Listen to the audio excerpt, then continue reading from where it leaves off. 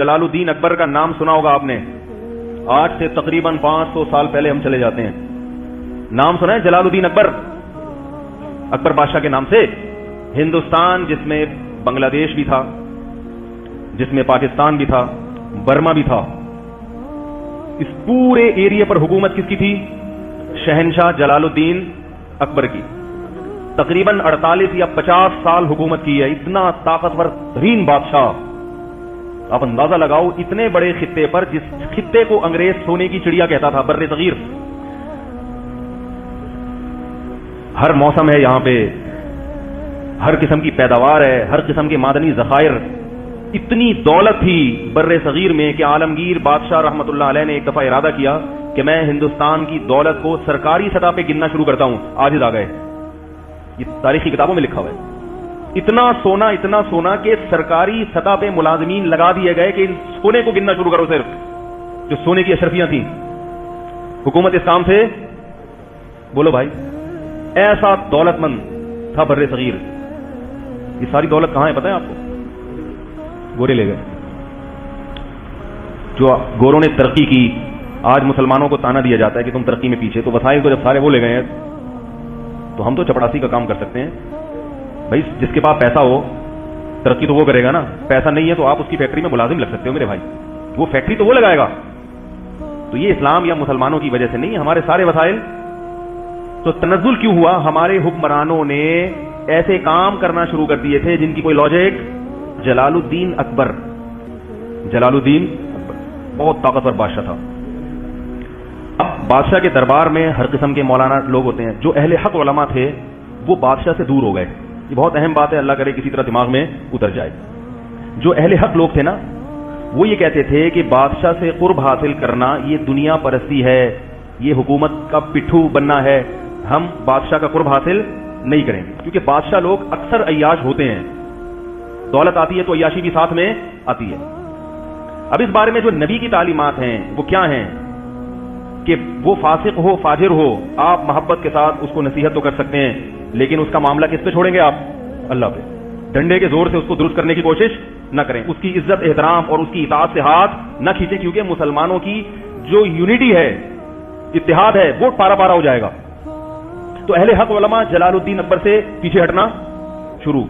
نتیجہ کیا نکلا کہ درباری مولویوں نے جگہ بنانا شروع کر دی. سمجھ میں آ رہی ہے بات؟ تو درباری مولویوں میں رافضی بھی تھے، شیعہ بھی تھے، سنی بھی تھے. ان کے آپس کے جھگڑے دربار میں. ایک جلال الدین کو بتاتا کہ حضرت ابو بکر معاذ اللہ نقل کفر فاسق تھے، معاذ اللہ حضرت عائشہ معاذ اللہ ایسی تھی. دوسرا بتاتا کہ نہیں یہ غلط ہے. پھر جو سنی تھے ان میں وہی مقلد اور غیر مقلد کا فرق بھی تھا. جو غیر مقلد تھے وہ اپنا مسلک اس کے سامنے بتاتے، جو مقلد تھے وہ اپنے آپ کو درست ثابت کرتے. اور پھر اس کے علاوہ ہندو بھی تھے، کیونکہ ہندوستان میں سکھوں اور ہندوؤں کی کثرت تھی. مسلمان تو 20% تھے بمشکل. تو وہ لوگ بھی تھے، وہ اپنے الگ ان کو بھی ساتھ لے کے چل رہا تھا جلال الدین اکبر نے کہ سکھ بھی ناراض نہ ہو، ہندو بھی ناراض نہ ہو. ادھر مسلمان جو علماء تھے یہ لالچی تھے بہت زیادہ. جلال الدین اکبر کو احساس ہو گیا کہ یہ کیا ہیں، جتنے میرے دربار میں چاہے وہ سنی ہو شیعہ ہو، یہ ہیں کیا؟ ان میں ایک چیز قدر مشترک ہے کہ یہ سب مکھن لگانے والے مولوی ہیں. یہ جو میرے قریب ہیں ان کا ذاتی مفاد ہے اور سب ایک دوسرے کی ٹانگیں کھینچنے میں، بولو بھائی، لگے ہوئے. مخلص آدمی تھا مگر کنفیوز ہو گیا. اس کی کنفیوژن کا فائدہ غیر مسلموں نے اٹھایا. کہتا تھا یہ صحیح ہے، وہ صحیح ہے، فلانا صحیح ہے، ڈمکانا صحیح ہے. سب ایک دوسرے کے خلاف ایک برگلاتے رہتے تھے. بیدار آ گیا کہ کیا صحیح ہے، وہ کنفیوز ہوتا رہا. پھر ادھر سے سکھوں نے اور ہندوؤں نے بھی اس کو، تو آہستہ آہستہ وہ بگڑنا شروع. قصہ مختصر بتاؤں گا. ایسا بگڑا ہے کہ لبرل پنے کی انتہا کو پہنچ گیا. اس نے کہا یہ سب صحیح ہے. اگر کہتا سب غلط ہے تو بھائی حکومت غلط لوگوں پہ کر رہے ہو تم. بادشاہ کا کام ہوتا ہے نا سب کو جوڑ کے چلنا. اس نے کہا سب کیا ہے، صحیح ہے، اسلام بھی ٹھیک ہے اور ہندو بھی ٹھیک ہے، سکھ بھی ٹھیک ہے. بیدار آ گیا دین اور مذہب سے. یہاں تک کہ ایک وقت آیا کہ کلمے کا اس نے انکار کر دی. اب جو علماء تھے، جو اہل حق تھے، انہوں نے جلال الدین اکبر کے خلاف فتوے دینا شروع کر دی. کیونکہ اس نے واضح لفظوں میں کفر کرنا شروع کر دیا تھا. خنزیر کی پوجا کرنا شروع کر دی اس نے, خنزیر کی عبادت. اتنا براڈ مائنڈیڈ تو ہمارے زمانے میں بھی خنزیر کی ختنے پر پابندی لگا دی. بہت سارے الٹے الٹے کام کہ آج روح کانپ جاتی ہے, ایسا ہو گیا تھا. تو جب اس نے کفر کرنا شروع کیا اور بالکل واضح, تو علماء نے اس کے خلاف, بولو بھائی, بغاوت ہو نہیں سکتی تھی, اتنا طاقتور تھا کہ ذرا سی اس کو بھنک پڑ جاتی, اس کے سر قلم. بہت پاورفل آدمی تھا, 48 سال جس نے حکومت کی ہو معمولی تو نہیں ہے نا, اور بادشاہوں کے خاندان میں پیدا ہوا ہو, حکومت کرنا جانتا بھی ہو. تو نتیجہ یہ نکلا کہ آہستہ آہستہ ہندوستان میں جو عدالتوں میں اسلام رائج تھا وہ بھی عدالتوں سے ختم ہونا, کیونکہ پہلے حکومت خراب ہوتی ہے پھر لا چینج ہونا شروع ہو جاتا ہے. علماء اس کے خلاف ہو گئے. کوئی عالم اگر اس کو سمجھانے کے لیے, بادشاہوں کو جب بھی سمجھایا جاتا ہے تو پہلے ان کی عزت اور تعظیم, بادشاہ کو سمجھانے کا وہ طریقہ نہیں ہوتا حکومت کو سمجھانے کا جو ایک ملازم کو سمجھانے کا ہوتا ہے. کیا خیال ہے بھائی؟ ملازم کو آپ ایک دفعہ بولے کہ بھائی انسان کا بچہ بن جا, تیرے کو میں نے کیا کر گیا تھا, اس پہ وہ اپنی بے عزتی محسوس نہیں کرے گا. بادشاہ کو اگر آپ بولے گے انسان کے بچے بن جاؤ, اس کے منہ پہ جب آپ ایسے بولو گے تو وہ آپ کو کچھ اور بنا دے گا. اس موقع پر مجدد الثانی, الف ثانی کا مطلب دوسری 1000ویں صدی, 1000 سال ختم ہو چکا تھا اور دوسرا 1000واں ہجری کا. حدیث میں آتا ہے نا, اللہ تعالیٰ ہر صدی کے شروع میں کسی ایسے مجدد کو بھیجے گا جو دین کی تجدید کرے گا. یہ صحرا مجدد الثانی رحمۃ اللہ علیہ کے سر جاتا, اور اتفاق سے وہ بھی حنفی تھے. میں پھر بھی کہہ رہا ہوں, میرا مقصد اس کو ہائی لائٹ کرنے سے آپ کو حنفی بنانا نہیں ہے, احناف کا بغض آپ کے دلوں سے نکالنا ہے کہ یہ کارنامہ بھی کسی حنفی کے کھاتے میں گیا ہے, ورنہ ہندوستان میں اسلام تہز نہز ہو گیا تھا. یہ وقت کے بہت بڑے عالم تھے اور تصوف میں بھی انتہا کو پہنچے ہوئے تھے. تصوف کا تذکرہ بھی اس لیے کر رہا ہوں تاکہ تصوف کا بغض جو آپ کے دلوں میں بھرا ہوا ہے نا وہ بھی نکالوں. صوفیوں کی 2 قسمیں ہیں, ایک بدعتی اور ایک قرآن و سنت کے پابند. آپ تصوف کا سرے سے ہی انکار کر دو, یہ غلط ہے, یہ غلو ہے, یہ مبالغہ ہے. دین کی خدمت میں, دین کو بچانے میں جہاں مجاہدین کا بہت بڑا کردار ہے, صوفیاء کرام کا کردار بھی کسی سے کم نہیں ہے, اور جہاد میں بھی صوفیاء کا بہت بڑا کردار ہے. اکثر بڑے بڑے جو اسلامی تاریخ میں ہیروز گزرے ہیں وہ کسی بزرگ سے ان کا باقاعدہ اصلاحی تعلق تھا اور کسی کی صحبت میں رہ کے انہوں نے اللہ اللہ کرنا سیکھا تھا. جب تک اللہ کے عشق کی چنگاری بزرگوں کی صحبت میں رہ کے دل میں نہیں لگتی, اس وقت تک کتنے بڑے کارنامے انجام دینا انسان کے لیے بہت مشکل ہے. خشک علم جو ہے نا, خشک علم, یہ انسان سے کوئی بڑا کام نہیں کرواتا. تو مجدد الثانی رحمۃ اللہ علیہ نے پورے بر صغیر کا سفر کیا اور اس کا ارادہ کیا کہ اکبر بادشاہ کا قرب حاصل کر کے, محبت کے ساتھ اس کی تعظیم کر کے, بہت آرام سے, امن اور شانتی کے ساتھ اس کو رام کرنے کی, بولو بھائی, کوشش.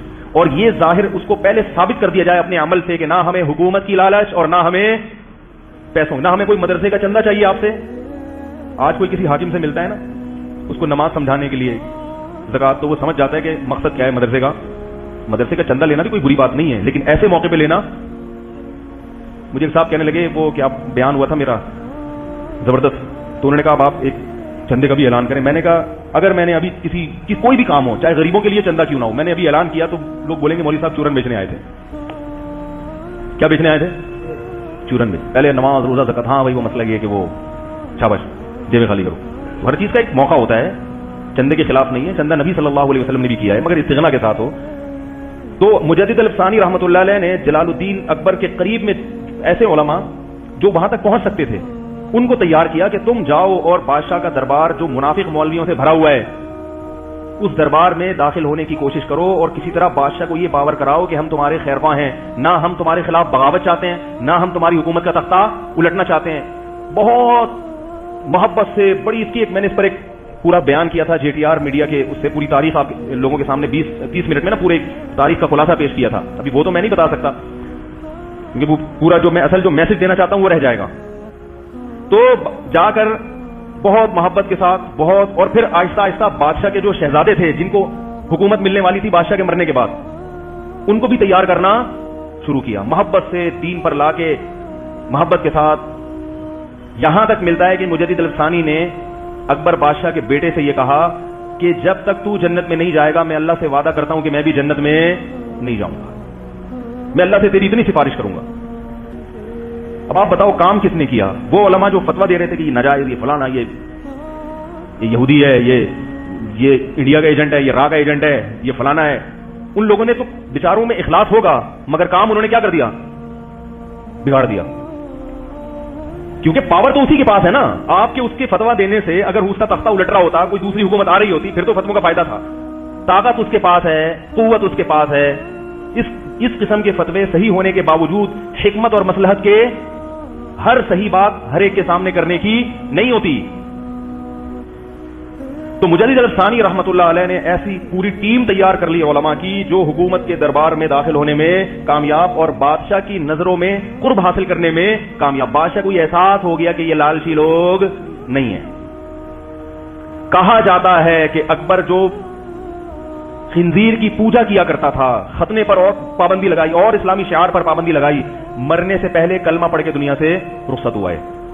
لیکن وہ کام نہیں کر سکا جو اس نے خرابیاں پھیلائی تھیں. اکبر کے بعد جب اس کے بیٹے کے ہاتھ میں حکومت آئی ہے تو وہ نسبتاً اکبر سے, کیونکہ اس سے محنت ہو چکی تھی, جو تبلیغ والے جا کے پاؤں پکڑتے ہیں نا, مالش والش بھی کرنے لگے ہیں, ٹھیک ہے نا. ہمارے ایک استاد کہہ رہے تھے دیکھو بھائی بھائی کرتے کرتے پوری دنیا میں سب سے بڑی تنظیم بن چکی ہے.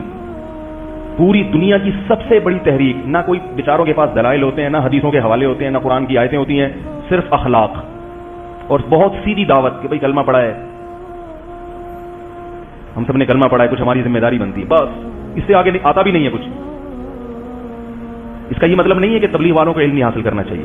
میں تبلیغ والوں سے میں کہتا ہوں, میں کیا بڑے علماء کہتے ہیں کہ یہ کام بھی کرتے رہو, لیکن ساتھ ساتھ ٹھیک ہے اخلاق سے آپ پوری دنیا میں پھیل تو گئے ہو, مگر صرف اخلاق کافی نہیں ہے, علم بھی ضروری ہے. خود تبلیغ کے اکابر کہتے ہیں کہ علماء سے علم بھی سیکھتے رہو. صحیح تبلیغ میں کامل لوگ وہ ہوتے ہیں جو تبلیغ میں وقت لگانے کے ساتھ کسی شیخ و مرشد سے یا کسی عالم سے تعلق بھی قائم رکھے. ایسا عالم جو علم میں مضبوط ہو. علم کے بغیر انسان گمراہی کی طرف چلا جاتا ہے, چاہے کتنا ہی مخلص کیوں نہ ہو. تاریخ میں بڑے بڑے مخلصین ہیں جو گمراہ ہوئے ہیں. تو بالآخر اکبر کی اولاد میں عالمگیر بادشاہ پیدا ہوئے, اور وہ مجدد الثانی رحمۃ اللہ علیہ جو ٹیم تیار کر کے دنیا سے جا چکے تھے. حضرت مجدد الثانی کا تو انتقال ہو چکا تھا, لیکن عالمگیر بادشاہ پیدا ہوئے, وہ مجدد الثانی کی محنتوں کا نتیجہ تھا. اور عالمگیر بادشاہ رحمت اللہ علیہ یہ وہ ہندوستان کی تاریخ میں بادشاہ ہیں جس کی انگریز بھی آج ایمانداری کی تعریف. انہوں نے بیت المال سے تنخواہ لینا بند, ٹوپیاں سی کے اپنا پیٹ پالا کرتے تھے, قرآن کی کتابت کر کے اپنا پیٹ